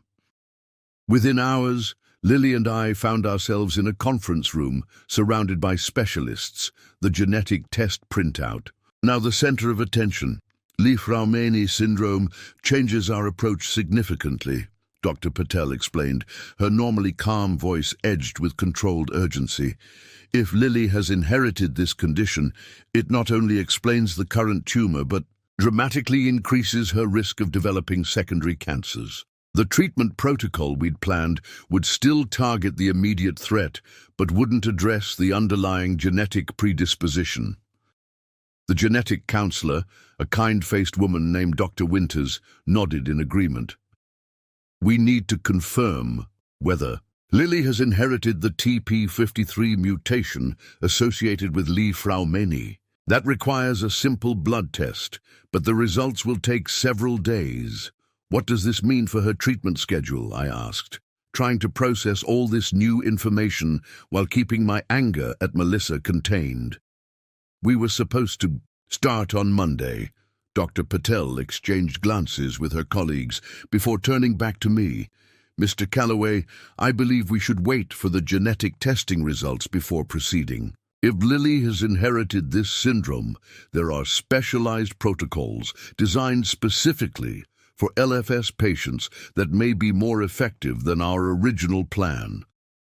And if she doesn't have it, I pressed, then we proceed as planned, but with the peace of mind that comes from ruling out this particular risk factor. Throughout this discussion, Lily sat quietly beside me, absorbing everything with remarkable composure. When there was a natural pause, she raised her hand as if she were in school. Yes, Lily, Dr. Winters smiled encouragingly. If I have Mom's special mutation, Lily asked, her voice steady despite the clinical terminology she was using. Does that mean my medicine will work better? Dr. Patel leaned forward, addressing Lily directly with the respect she always showed her. It means we can choose medicine specifically designed for people with your particular type of genes, like having a key that fits your lock exactly, instead of trying different keys until we find one that works. Lily considered this, then nodded with decision. Then I want the blood test now. We shouldn't waste any more time. The adults in the room exchanged glances, a mixture of amazement and sadness in their eyes. This child, facing a potentially devastating genetic diagnosis on top of her existing cancer, was focused entirely on the practical next steps. No self-pity, no fear, just clear-eyed determination to move forward. We'll do the test right away, Dr. Patel agreed, signaling to a nurse. And Lily, I want you to know how impressed I am by your bravery. Not everyone would handle this situation with such courage. Lily shrugged, the gesture heartbreakingly casual. I just want to get better and help other kids like me get better too. As the nurse prepared to draw Lily's blood, my phone vibrated with an incoming call. Detective Sharma. I stepped into the hallway to answer, torn between the need to stay with Lily and the desire to hear about Melissa's arrest. Mr. Calloway, the detective began, his voice tense. I wanted to update you before you hear it elsewhere. There's been a development regarding your wife. My grip tightened on the phone.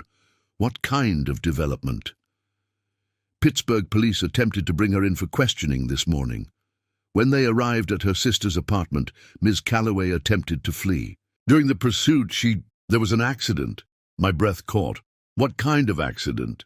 She ran into traffic, Mr. Calloway. Witnesses say she seemed desperate to escape.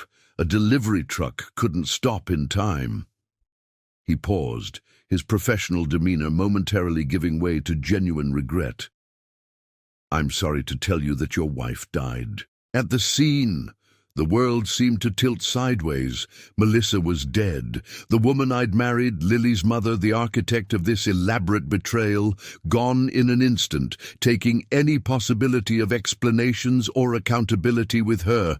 Mr. Calloway, are you there? Yes, I managed, my voice sounding distant to my own ears. What happens now? The Pittsburgh police will complete their investigation, but given the circumstances, it's being treated as an accidental death during an attempt to evade arrest. He paused. There's something else.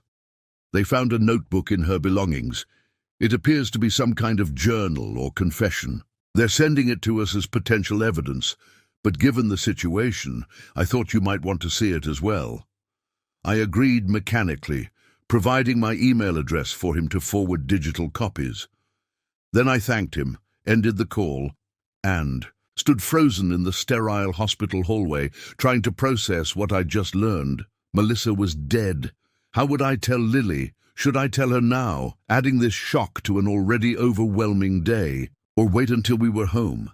Until the genetic testing was complete. Before I could decide, the door to the conference room opened and Dr. Patel stepped out. Mr. Calloway? The blood draw is complete. Lily's asking for you. I nodded, taking a deep breath to compose myself. Dr. Patel, I just received some difficult news. My wife, Lily's mother, has died in an accident in Pittsburgh. Her expression shifted from surprise to deep concern. I'm so sorry. That's a significant complication to an already complex situation.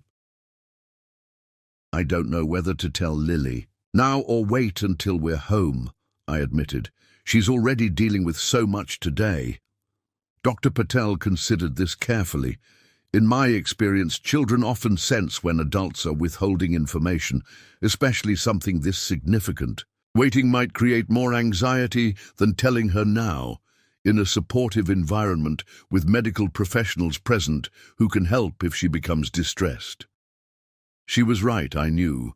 Lily had an uncanny ability to detect when I was keeping things from her, and she deserved to hear about her mother from me, not from an accidental comment or overheard conversation. I'd like you to be there, I said, when I tell her. Of course, Dr. Patel agreed immediately.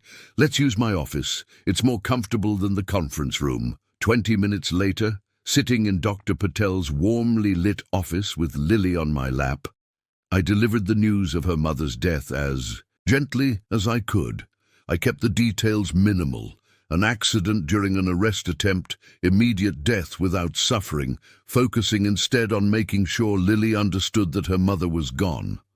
Her reaction wasn't what I expected. No tears, no outburst of emotion, just a long, thoughtful silence as she absorbed the information. Finally, she looked up at me with those impossibly wise eyes. Did Mom know she was going to get in trouble? She asked. Yes, sweetheart, I answered. Honestly. She knew what she did was wrong. Lily nodded slowly. That's why she ran away. Because she was scared of getting in trouble. She paused, her small face serious. I'm sad she died scared. The simple compassion in those words nearly broke me. Even now, after everything Melissa had done, Lily's first thought was for her mother's. Fear in those final moments. What happens now? She asked, echoing my own question to Detective Sharma. I hugged her closer. Now we focus on getting you better. Everything else can wait. She seemed to accept this, resting her head against my chest. I'm tired, Dad. Can we go home? Dr. Patel, who had been silently present throughout, nodded encouragingly. The genetic test results will take a few days. There's nothing more we need to do here today. As we prepared to leave, My phone chimed with an incoming email. Detective Sharma, forwarding the scanned pages from Melissa's notebook. I glanced at the first image, a page filled with Melissa's distinctive handwriting, before quickly putting my phone away. That would have to wait until Lily was asleep. What I couldn't have known then, as we drove home in contemplative silence, was that the contents of that notebook would reveal the final, devastating truth about Melissa's betrayal. A truth that would force me to completely reevaluate everything I thought I knew about our marriage, Lily's illness, and the woman I had loved for so many years. That night, after my parents had absorbed the news of Melissa's death with stunned silence, and Lily had finally fallen into an exhausted sleep, I sat alone in my office with Melissa's journal open on my laptop screen. The first few pages contained what I expected: justifications, excuses, attempts to rationalize her betrayal. She wrote about feeling trapped by Lily's illness, about the pressure of maintaining a brave face while inwardly crumbling. "It's killing me to watch her suffer," she wrote, "but it's also killing me to pretend that I'm strong enough for this.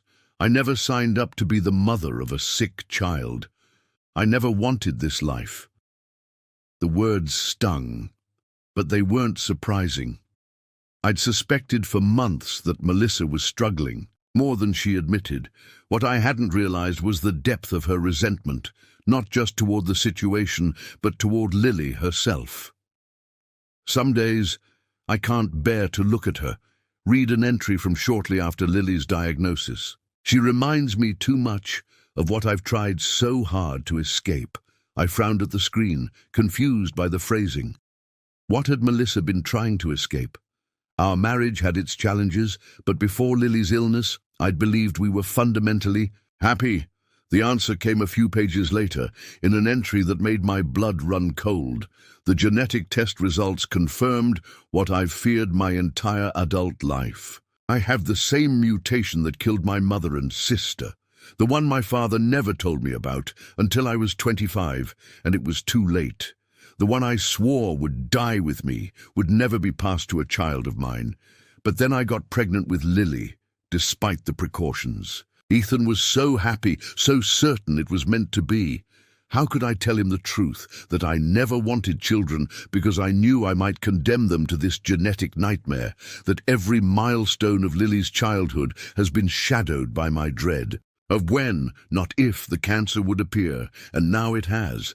Just like I always feared. The doctors don't know about the leaf-Romani. I haven't told them. I can't face their judgment, their questions about why I would take such a risk, but watching Lily fight this battle that's written into her DNA because of me, I can't bear the guilt. It's suffocating me. I sat back, stunned. Melissa had known about her genetic condition long before Lily was conceived, had deliberately hidden it throughout our marriage, throughout Lily's illness, not just from doctors who needed the information, but from me, her husband, Lily's father. The entries became more erratic after Lily's diagnosis, documenting Melissa's spiral into guilt, fear, and eventual desperate planning. The affair with Robert had begun as a simple escape, a way to feel something other than crushing responsibility. The plan to take the money and flee had evolved later as Lily's condition worsened and the pressure mounted. "I know it's unforgivable," she wrote in one of the final entries. "Taking money meant for Lily's treatment, but the doctors say it's a long shot anyway, and I can't watch her die slow and painful like my sister did. I can't be there for that ending. I'm not strong enough. Better to be the villain who abandoned her than the mother who fell apart when she needed me most." The last page contained something different, not a journal entry, but what appeared to be a letter, never sent. "Ethan, by the time you read this, I'll be gone, not just from your lives, but likely from this world entirely. The same genetic curse that I've passed to Lily has already begun its work in me. The headaches, the vision changes, I recognize the symptoms because I watched my mother experience them 20 years ago. I haven't sought treatment. I don't deserve it after what I've done. The money was never about starting a new life. It was about escaping the guilt of the old one. I've ruined everything, our family, Lily's trust, any chance at redemption. And I couldn't face telling you the final truth, that my selfishness didn't begin with stealing the treatment fund. It began the moment I decided to have a child, knowing the risk I was taking with her life. If you're reading this, it means I found the courage to leave these words behind, if not to stay and face what I've done. The only thing I can offer now is information that might help Lily. My complete medical history is in a file at Dr. Harriet Solomon's office in Chicago. She specializes in Li-Fraumeni syndrome and treated both my mother and sister. She knows our family's mutation pattern and might have insights that could help with Lily's treatment. I don't ask for forgiveness. I don't deserve it. But please tell Lily that my leaving wasn't because I didn't love her. It was because I loved her too much to let her see what a coward her mother truly was. Melissa. I read the letter 3 times, emotions crashing through me in waves too complex to name. Anger at Melissa's deception, horror at the realization that she'd known about her condition before we even considered having children. Grief for the woman, who had been so consumed by guilt and fear that she'd destroyed everything rather than face the truth. And beneath it all, a terrible, clarifying understanding. Melissa hadn't just been running from justice when she fled into traffic. She'd been running from herself, from the consequences of choices made years ago that had finally caught up with her. I forwarded the most relevant pages to Dr. Patel, particularly the information about Dr. Solomon in Chicago. Then I shut my laptop, overwhelmed by the weight of all I'd learned. How much of this, if any, should I share with Lily? How do you explain to a child that her mother not only abandoned her and stole her treatment money, but had knowingly risked passing on a deadly genetic condition?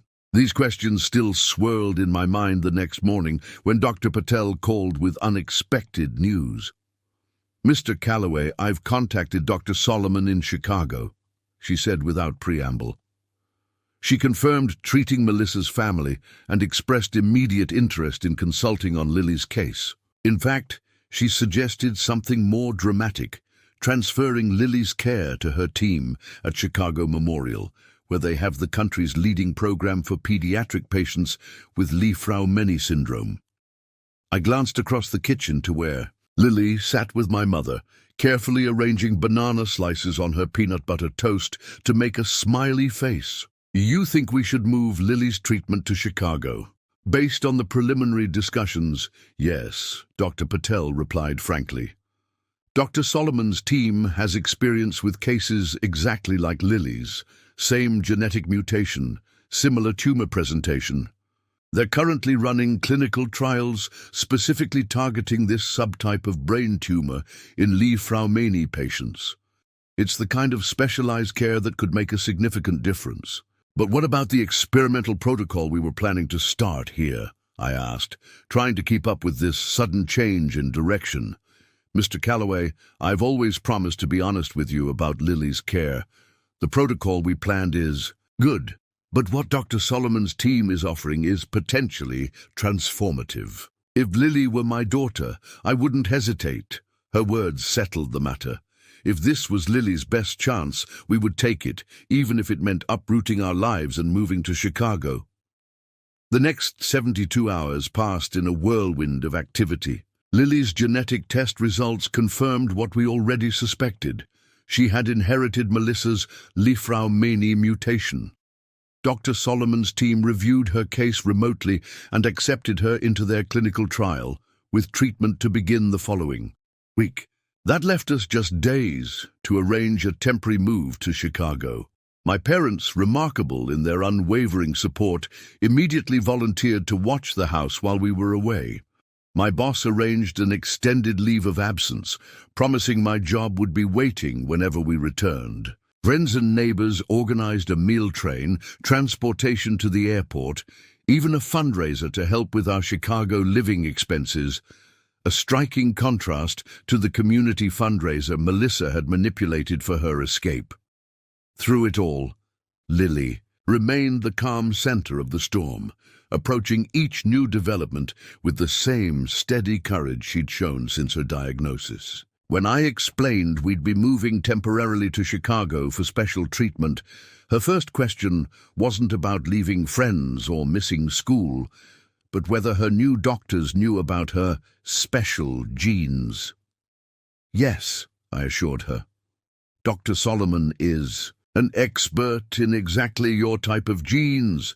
She's helped many children with the same condition. Lily nodded, satisfied. That's good. I want doctors who know all about me, not just part of me. The wisdom in those simple words stayed with me as we packed, as we said temporary goodbyes, as we boarded the plane that would take us to a city neither of us had ever visited, to doctors we'd never met, in pursuit of a treatment that offered no guarantees, only hope. What I didn't fully understand until we were airborne, Lily sleeping peacefully beside me with Mr. Whiskers clutched to her chest, was how much opposition we had already overcome. Not just the practical obstacles of securing funds and arranging specialized care, but the opposition of fear, of uncertainty, of the terrible weight of Melissa's deception. We had faced it all, together, and somehow, impossibly, we had emerged. On the other side, not unscathed, but unbroken, headed toward whatever came next with clear eyes and open hearts. What I couldn't have known then, as I watched the landscape below us transform from familiar terrain to unknown territory, was that the greatest challenge and the most unexpected resolution still lay ahead. In Chicago, where Melissa's past and Lily's future were about to collide in ways none of us could have anticipated. Chicago greeted us with biting wind and grey skies, a stark contrast to the mild spring weather we'd left behind. The temporary apartment I'd hastily arranged was small but clean, within walking distance of Chicago Memorial Hospital, where Lily would receive her treatment. We settled in quickly, establishing new routines in this unfamiliar city that would be our home for at least the next 3 months. Dr. Solomon, when we finally met her, wasn't what I expected.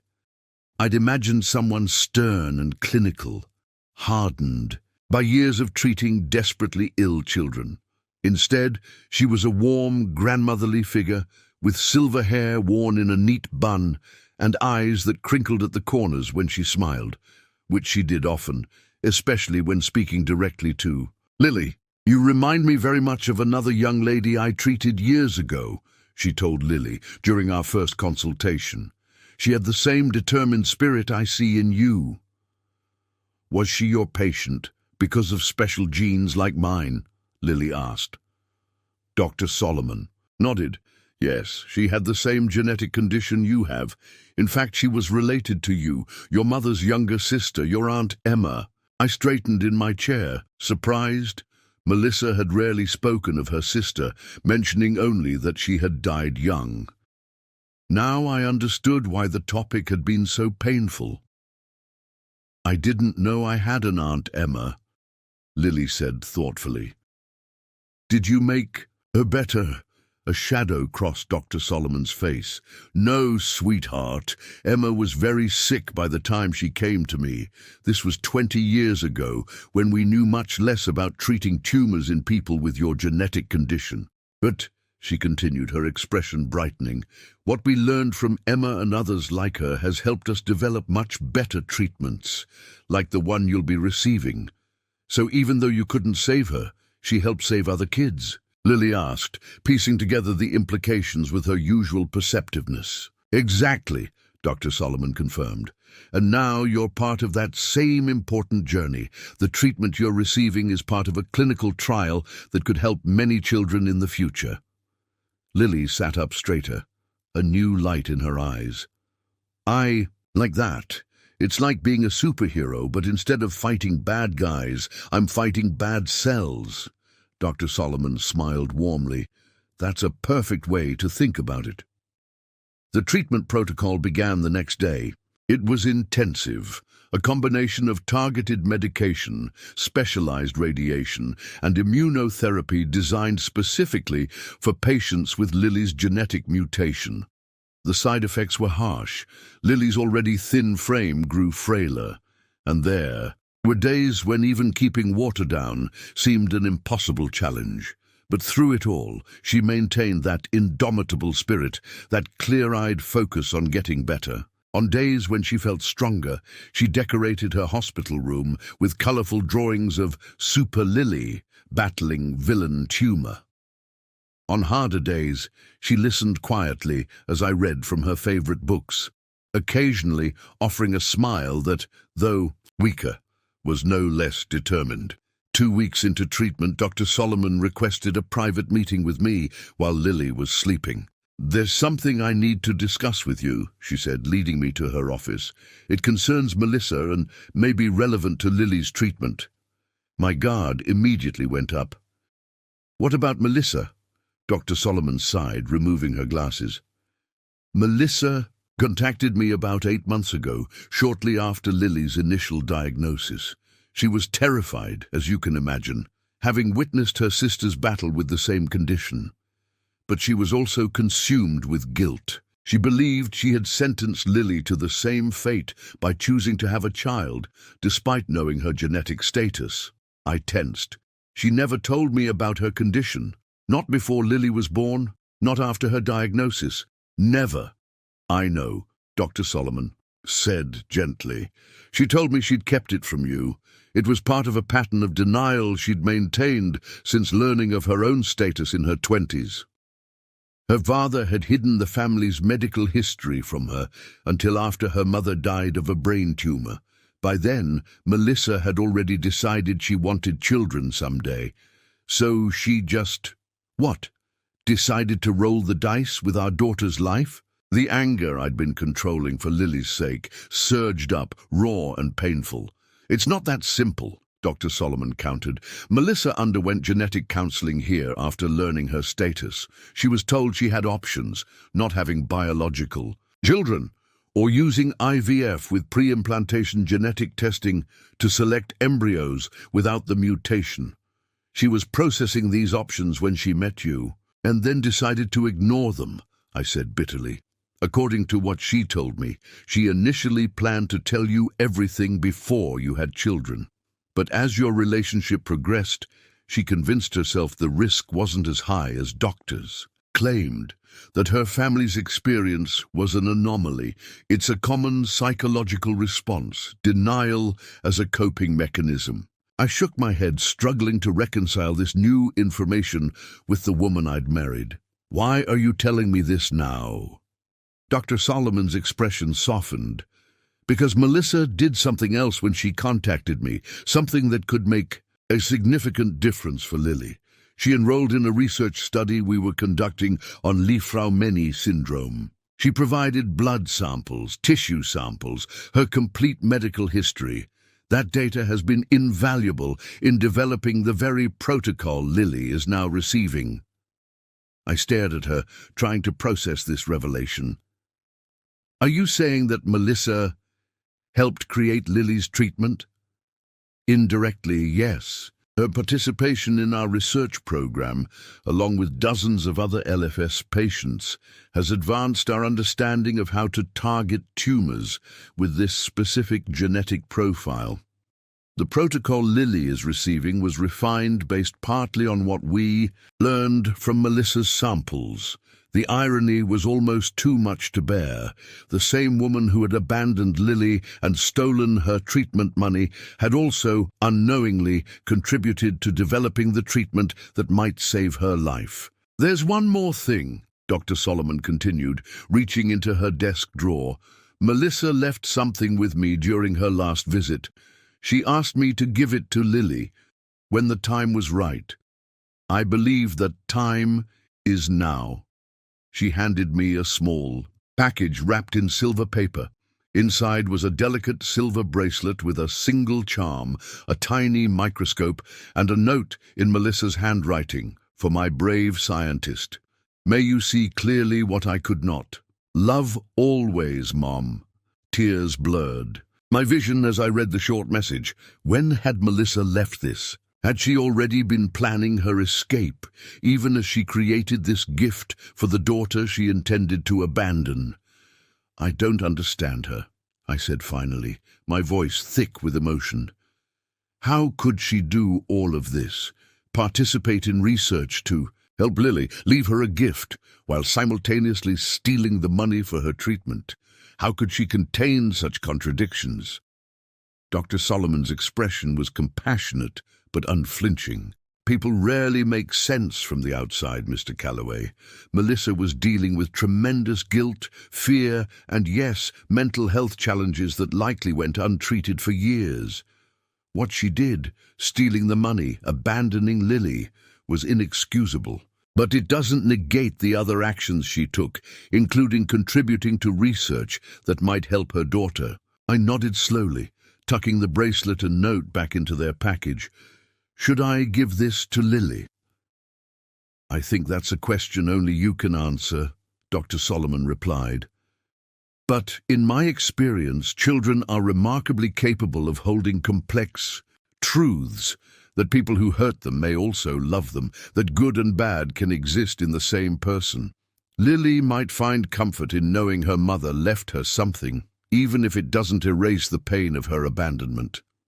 That night, after Lily had eaten a few spoonfuls of soup and settled back against her pillows, I showed her the bracelet and note. Her small fingers traced the microscope charm, her expression thoughtful. "Mom knew I liked science," she said finally. "Even when I was little, she got me that toy microscope for Christmas, remember?" "I do," I said softly, watching her face for signs of distress. "Dad?" Lily looked up at me, her eyes serious. "I think Mum was really sick, not just in her body from the special genes, but in her thinking too." The insight took my breath away.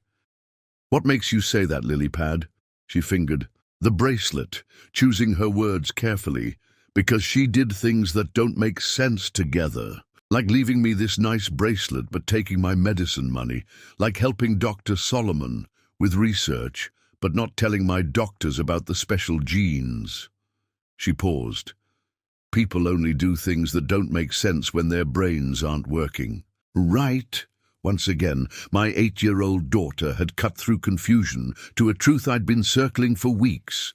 Melissa's actions had been contradictory, inconsistent, not just morally wrong, but fundamentally irrational.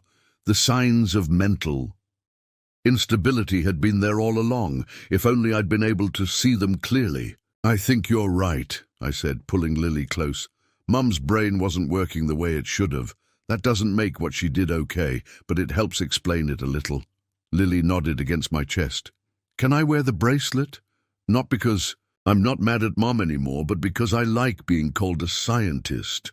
"Of course you can," I said, helping her fasten it around her thin wrist. "It looks perfect on you." In the weeks that followed, Lily's response to treatment exceeded even Dr. Solomon's optimistic expectations. The tumor began to shrink more rapidly than anticipated, and her body tolerated the aggressive protocol with remarkable resilience. By the end of the second month, scans showed a reduction of nearly 60%, what Dr. Solomon called an exceptional response. "If she continues like this," she told me during one of our progress meetings, "we might be looking at a complete remission. And with the maintenance protocol we've developed specifically for LFS patients, her chances of recurrence or secondary cancers are significantly lower than they would have been even 5 years ago." The hope I'd been afraid to fully embrace began to take root. Lily might not just survive this battle, she might thrive beyond it. We began making tentative plans for returning home, for reintegrating into our normal lives, for a future that had seemed impossibly distant just months before. One afternoon, as Lily and I walked through the hospital garden during a break between treatments, she stopped to examine a butterfly that had landed on a nearby flower. "Dad," she said, her gaze still fixed on the delicate creature, "I've been thinking about Mom a lot." I tensed slightly. "What about her, sweetheart?" "I think she was really scared."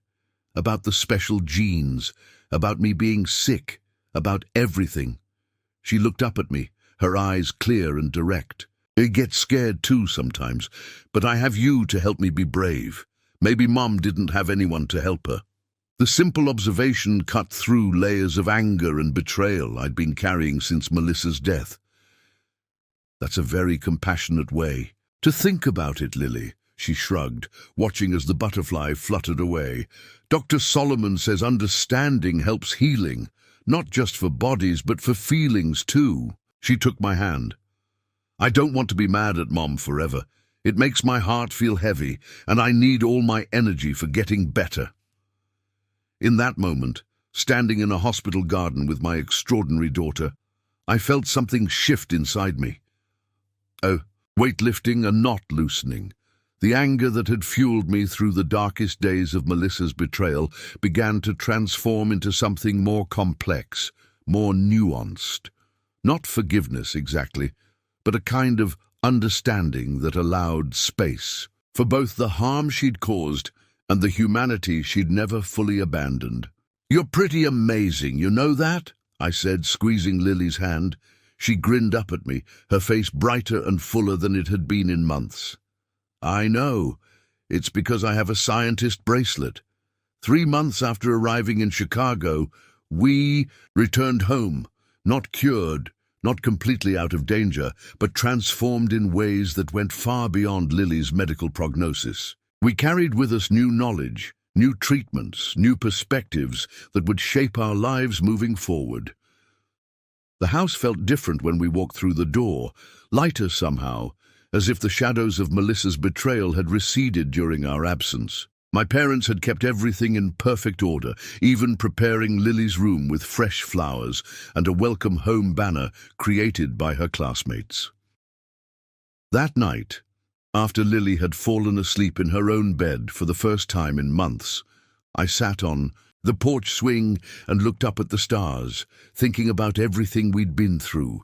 The theft, the revelations, the genetic diagnosis, the unexpected connections to Melissa's past, the treatment that might not have existed without her contribution. To research, none of it made sense in isolation. All of it made a strange, painful kind of sense together. My phone buzzed with a text from Dr. Patel, checking in after our return. "How's our little scientist doing?" I smiled at the reference, typing back, "Thriving. Thanks in part to you," pointing us toward Dr. Solomon. "I just opened the door," she replied. Lily walked through it on her own strength. That was true of so much in our journey. Others had opened doors. Dr. Patel, Detective Sharma, Daniel, Dr. Solomon, even Melissa in her contradictory way. But Lily had been the one to walk through them, to face each new challenge with a clarity and courage that continued to humble me. In the months that followed, life settled into new patterns. Lily returned to school part-time, wearing her scientist bracelet every day. Her hair began to grow back in soft, downy patches. We maintained a rigorous schedule of follow-up appointments, split between Dr. Patel locally and quarterly visits. To Dr. Solomon in Chicago. The medical fund, now under my sole control, covered not just Lily's ongoing treatment, but also established a foundation for research into pediatric cancers associated with Li-Fraumeni syndrome. It felt right to use some of the money that way, transforming what had been intended as an escape route into a path forward for Lily and children like her. 1 year to the day after Melissa left, I sat in Dr. Solomon's office in Chicago during one of our quarterly visits, reviewing Lily's latest scans. "Complete remission," she said, satisfaction evident in her voice as she pointed to the clear images of Lily's brain. Not a trace of the tumor remains. Of course, with Li-Fraumeni syndrome, we'll need to maintain vigilant monitoring. But right now, at this moment, your daughter is cancer-free. I stared at the scans, remembering the shadowy mass that had once threatened Lily's life. "And her long-term prognosis?" "Better than we could have hoped," Dr. Solomon replied. "The targeted maintenance protocol is showing excellent results in preventing secondary cancers in LFS patients. Lily's particular genetic variant responds especially well to the preventative measures we've developed. She'll always need careful monitoring, but there's every reason to believe she can live a long, full life. Outside in the waiting room, Lily sat cross-legged on a chair, explaining her special genes to a younger child who had just been diagnosed with an LFS-related cancer. I watched through the window as she showed the little boy her scientist bracelet, her expression earnest and compassionate beyond her years. "She's become quite the advocate," Dr. Solomon observed, following my gaze. "The nurses tell me she spends her waiting time talking to other children, explaining complex genetic concepts in ways they can understand. She has a gift." "She does," I agreed, pride swelling in my chest. "She wants to be a doctor when she grows up, specifically a doctor for special genes like you." Dr. Solomon smiled. "I can think of no one better suited for the role. She's already helped advance our understanding of how children process genetic information. The educational materials she helped design for our younger patients have been implemented across several hospitals." It was true. During our months of treatment in Chicago, Lily had worked with the hospital's child life specialists to create coloring books and simple games that explained genetic conditions to children. What had begun as a way to keep her occupied during long treatment days had evolved into a formal program now being used nationwide. "Sometimes I look at her and can't believe everything she's overcome," I said quietly. "Not just the cancer, but the abandonment, the betrayal, the genetic diagnosis. Any one of those things could have broken her spirit." "Children are remarkably resilient," Dr. Solomon replied, "especially when they have a strong foundation of support." She gave me a meaningful look. "You've been that foundation for Lily, Mr. Calloway. Never doubt the importance of that role." As we left the hospital that day, Lily's scan results tucked safely in my bag alongside her latest batch of special genes superhero coloring pages for the hospital's youngest patients. I felt a sense of peace that had once seemed unattainable. The journey hadn't ended. Lily would always carry the LFS mutation, would always require monitoring and preventative care. I would always carry the complex legacy of Melissa's actions, the harm she'd caused, and the unexpected ways she'd contributed to Lily's treatment. But we had found our way through the darkest moments to something that felt like healing. That evening, in our hotel room before flying home the next day, Lily sat on the bed, carefully writing in a journal, a habit she'd developed during treatment. "What are you writing about tonight?" I asked, sitting beside her. She looked up, her expression serious. "I'm making a list of all the good things that came from the bad things." "Can I see?" She nodded, showing me the page titled "Good Things." "From bad things," in her careful handwriting. "We found out about my special genes so doctors can help me better. I met Dr. Solomon and the other special genes doctors. I learned how to explain hard science things to kids who are scared. I got to help. Make the coloring books for other kids, Dad. And I became an even better team. I got my scientist bracelet. We started the foundation to help other kids with special genes. I decided I want to be a doctor when I grow up. I read the list twice, marveling at her ability to extract light from darkness." "That's a pretty amazing list, Lilypad." She nodded, considering her words carefully before speaking. "Dad, I think Mum did a really bad thing when she took my medicine money and left. But I also think she didn't know how to be brave about the hard things." She traced her finger over the scientist charm on her bracelet. "I'm sad for her, that she never got to see all the good things that came after." In that moment, my daughter's wisdom rendered me speechless. I pulled her into a hug, thinking about how much Melissa had missed, not just Lily's recovery, but her transformation from patient to advocate, her blossoming intelligence and compassion, her extraordinary resilience in the face of challenges that would have daunted most adults. "You know what, Lily?" I said finally. "I think that's the most generous way anyone could possibly think about it." she shrugged, closing her journal.